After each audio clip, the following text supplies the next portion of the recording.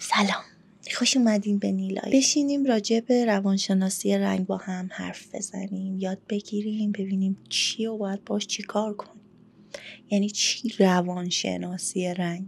رنگا مثل هر چیز دیگه‌ای میتونن روی روان ما، احساسات ما، رفتارهای ما و انتخابهای ما تأثیر بذارن و این مواجهه‌ایه که ما دائما توی روز، توی هر مغازه‌ای که میریم، هر مرکز خریدی که میریم، هر فروشگاهی که میریم، توی خیابون راه میریم، رو بیلبوردها، تو همه جا ما داریم رنگ میبینیم. چه چیزایی که ساخته شده به دست بشر، چه چیزایی که طبیعیه. ما داریم مدام با یه سری رنگ ها برخورد میکنیم، مثل آسفالت. همونطوری که ما 3 تا رنگ بیس داریم، 3 تا احساس بیس هم داریم که از این رنگ ها متصاعد میشه. احساسات از این رنگ ها به ما دست میدهد. خب رنگ قرمز رنگیه که شور و اشتیاق و هیجان و اینا رو انتقال میده و شما باید خودتون توی فضای قرمز قرار بدین تا بفهمید که اون اشتیاق و شور چه شکلی اتفاق میفته و به این دقت بکنیم. میریم توی فضای قرمزی یا مثلا چی میدونم اون روزی که لباس قرمز میپوشیم هیجان بیشتری داریم. دقت کنیم به این اتفاقا. یا توی رنگ هایی که داریم میبینیم، چه طبیعی چه غیر طبیعی، یکم احساس بازی کنیم. چه احساسی رو توی شما شکل میده دیدن رنگ های مختلف.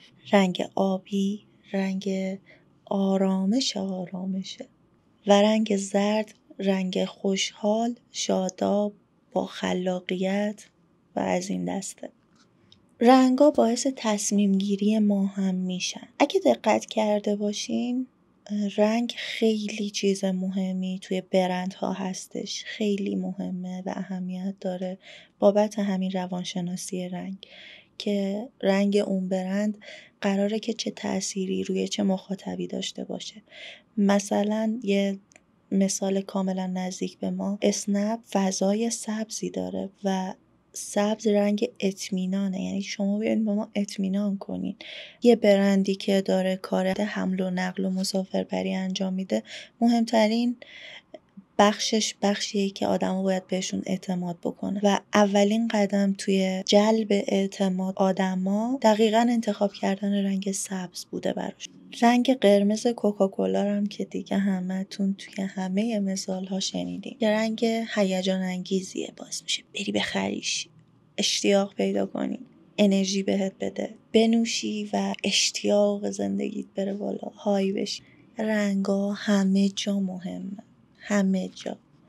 توی خونمون، تو محل کارمون، توی برندمون، توی طراحیمون، تو نقاشیمون، تو انتخاباتمون، تو همه چیز رنگ خیلی مهمه.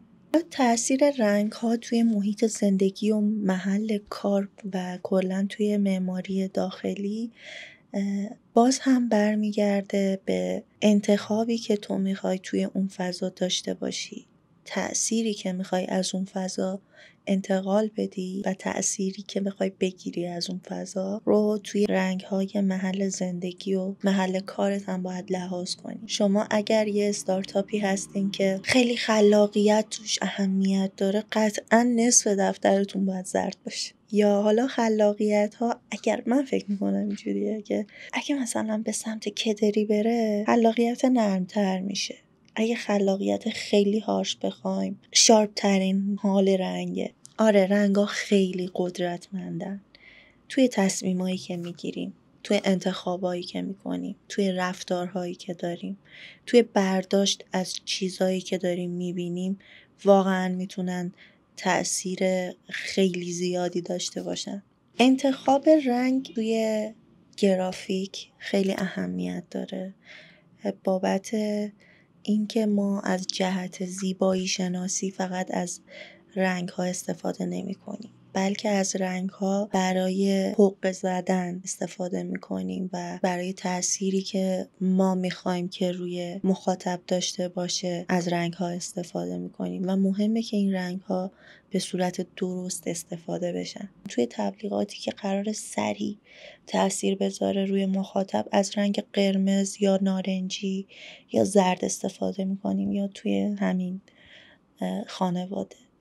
و برای اینکه بتونیم اهمیت برند ما این باشه که ما میخوایم آدما به ما اعتماد کنن، اطمینان کنن و میدونی اسیرمون بشن، از رنگای سبز، آبی، میدونی از این رنگا استفاده میکنیم، از رنگای آبی و سبز، برای اینکه مخاطب به ما اعتماد کنه و از ما حس حرفه‌ای بودن بگیره استفاده میکنیم. میدونی این دوتا تاثیر کاملا متفاوته. آیا توی تبلیغات میخوایم فقط مخاطب ما رو ببینه و توجهش به ما جلب بشه، یا نه میخوایم که با دیدن این تبلیغ حس حرفه‌ای بودن رو از ما بگیره، حس اعتماد رو از ما بگیره. الان من میخوام از قدرت رنگ ها و تأثیری که هر رنگ روی ما میذاره به صورت گزینه‌ای اشاره کنم که از رو میخونم براتون، چون خیلی زیاد. ببینید رنگ قرمز، هیجان، عشق، انرژی، شور. رنگ قرمز هیجان، انرژی، شور و اشتیاق به همراه خودش داره. حتی ضربان قلبم زیاد میکنه. حالا توی این احساسات ما باید ببینیم که خب این رنگ این حسو میده و من میخوام که چه تأثیری روی مخاطبم بذارم برای استفاده از رنگ ها، چه تأثیری میخوام رو خودم بذارم توی فضای خونه، توی فضای کار، لباسی که میپوشم امروز میخوام چه حسی به من بده. و وقتی که روانشناسی رنگ میدونی، میتونی احساسی که رنگ ها به تو القا میکنن رو هم ست کنی. خیلی خفنه. رنگ آبی رنگ اعتماد و حرفه‌ای بودن و آرامش و پایداری. سبز ببینید کاملا واضحه، نمیدونم چجوری بگم. سبز خب رنگ طبیعته. چیزی که من از طبیعت میگیرم همون چیزیه که همون تأثیریه که طبیعت به ما میده. بارون شروع شد. به به، کاش صداشو بشنوی. سقف استدیو هم شیروونیه، بارون که بهش میخوره خیلی صداش قشنگه. شادی و خوشبختی و خلاقیت و انرژی و اینا زرد دیگه. زرد رنگ مورد علاقمه، خیلی رنگ مورد علاقم. شاید انتخابم نباشه ولی علاقم هست. یعنی جایی که باید زرد رو انتخاب کنم انتخاب میکنم. رنگ های مکمل هم دقیقا مثل هم کاری که رنگ های اصلی یه بیسی دارن. خب تلفیق رنگ ها و تأثیرات اصلیشون با هم همون شکلیه تقریبا. مثلا رنگ نارنجی دقیقا یه چیزی بین تأثیری هستش که رنگ زرد و قرمز به ما میده. حالا رنگ نارنجی رنگ اشتیاقه، رنگ خلاقیت و گرما و انرژی. رنگ نارنجی میتونه حس هیجان رو هم انتقال بده.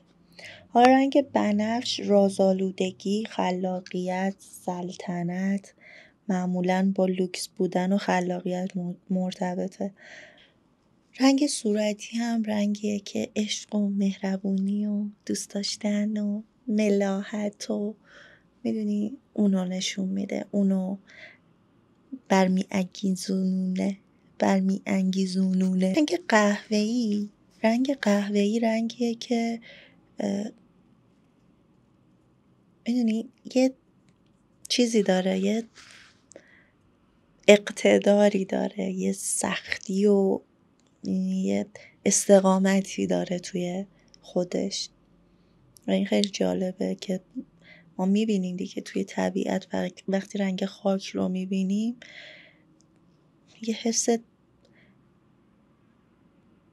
اطمینان زیادی به اون زمین پیدا میکنیم. نه اینکه به اون زمین، کلا نمیدونیم چرا ولی حالمون خوبه، پامون جای سفته و از این قبیل. رنگ های سفید و سیاه و خاکستری و طیف خاکستری کلا اینا رنگ نیستن، اینا نمکن. البته به نظر من اینا نمک رنگ ها هستن. میتونه کم نمک باشه یه رنگی، میتونه پر نمک باشه، شور باشه، شیرین باشه. رنگ‌های خاکستری، طیف خاکستری و اینا حالا به درجه تیرگی روشنیشون حس تعادل رو به آدم میده، حس خنثی بودن رو به آدم میده. خب رنگ سیاه واقعا رنگ رازآلودیه، خیلی عمیقه، خیلی قدرتمنده، خیلی رسمیه به نظرم و توی این اتفاقا میتونیم ازش استفاده کنیم توی کارهای رسمی مشکی میپوشیم. رنگ سفیدم که دیگه هممون میدونیم دیگه، رنگ فرشته هاست دیگه، رنگ پاکی، رنگ مهربونی، محبت، رنگ خلوص، رنگ تقوا. ولی باید در نظر داشته باشیم که رنگ ها توی شرایط مختلف میتونن تاثیرات مختلفی بذارن. اینه که بازی رنگ رو میبره توی روانشناسی، اینکه کجا، توی چه شرایطی، چه رنگی رو استفاده بکنیم واقعا مستلزم اینه که توجهمون رو بیشتر بکنیم به اینکه میدونی آزمایشی وارد، من خودم این کارو میکنم، آزمایشی خودم وارد یک رنگی میکنم و احساس خودم رو بررسی میکنم، تأثیری که روم داره میذاره رو بررسی میکنم، مودی که بهم دست میده رو یه مقداری از حالی که دارم و تقصیرش رو میندازم گردن رنگ لباسی که پوشیدم.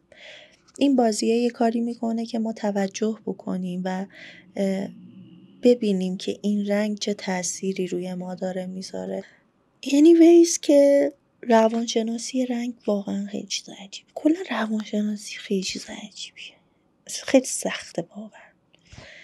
در عین سادگی سخته ها، در عین سادگی روانشناسی واقعا کار سختیه. در عین سادگی پیچیدگی هایی داره که نیازمند اینه که تو آگاه بشی، تو بشینی تماشاش کنی، تو احساس تو ازش درک کنی که گربمون خودشو کشت. مرسی که این ویدیو رو دیدین، لایک و سابسکرایب یادتون نره و کمک کنین بیایم بالا دیگه.